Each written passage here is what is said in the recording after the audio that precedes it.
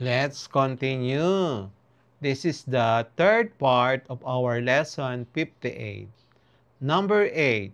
If a radio station broadcasts at 100 megahertz, what does megahertz represent? A. Million meters. B. Million hertz. C. Millihertz. D. Megahertz. Megawatts. Number 9. In fiber optics, total internal reflection occurs when A. The light hits the boundary at less than the critical angle. Letter B.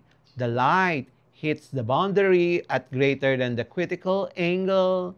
Letter C. The light enters perpendicularly. Letter D. The refractive indices of both media are equal. Number 10. Which technology uses sound waves for underwater communication? Letter A. Sonar. Letter B. Radar.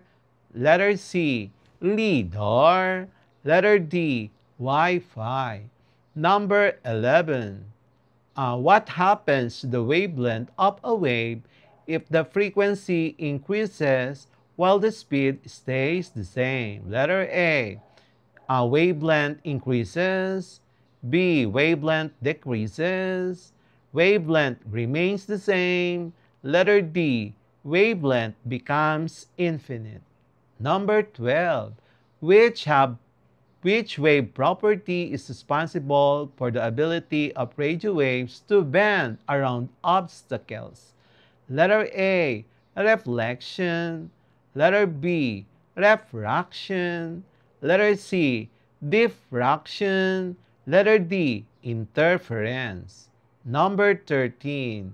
Why is light faster than sound in communication? Light does not require a medium. B. Light has lower energy than sound. Letter C. Sound waves lose less energy. And letter D. Sound travels in straight lines. Number 14. Which of the following devices relies on the Doppler effect for measurement? Letter A. Fiber optic cable. Letter B. Radar speed gun. Letter C. Microphone. Letter D. Television. Number 15. If the speed of sound in air is 340 meters per second and a wave has a frequency of 170 hertz, its wavelength is letter A, 0.5 meter, letter B, 2 meters, letter C, 20 meters, letter D, 200 meters.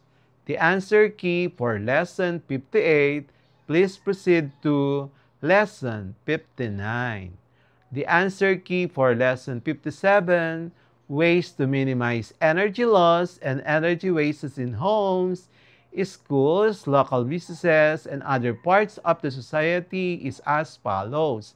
Letter A, B, installing proper insulation on walls and roofs. Number 2, letter B, using LED bulbs instead of incandescent bulbs. Number 3B, regularly maintaining and repairing equipment. Number 4, letter B, turning off appliances when not in use. Number 5, letter B, motion sensors. Number 6, letter A, to prevent air leaks that cause heating or cooling loss. Number 7, they can consume less power to perform the same task. Number 8, C, leaving lights and machines running when not needed. Number 9, it eliminates the need for electric lights during the day. Number 10, letter B, unplugging chargers and electronics when not in use. And that's it for today's lesson here on Smile Road. If you learned something new today, don't forget to hit that like button and share this video with your classmates. And make sure to subscribe and tap the notification bell so you'll be the first to know when a new lesson drops. This is Sir M, reminding you that learning doesn't stop after the bell rings. Keep asking, keep exploring, and always walk the road of knowledge with a smile. Smile Road, where curiosity meets discovery. See you in our next lesson. Thank you, everyone.